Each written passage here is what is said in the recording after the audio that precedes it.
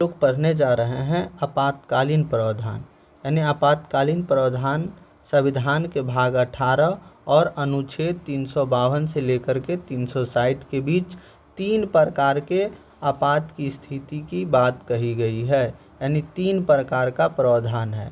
अनुच्छेद 352 में जब देश में युद्ध, बाह्य आक्रमण और सशस्त्र विद्रोह हो तब राष्ट्रीय आपात लागू हो सकता है।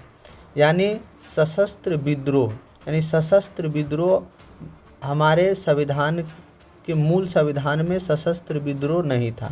सशस्त्र विद्रोह के जगह पर आंतरिक अशांति शब्द थी, मगर 42वें संविधान संशोधन 1978 ईस्वी में आंतरिक अशांति के जगह पर सशस्त्र विद्रोह शब्द को क्या कर दिया गया, जोड़ा गया।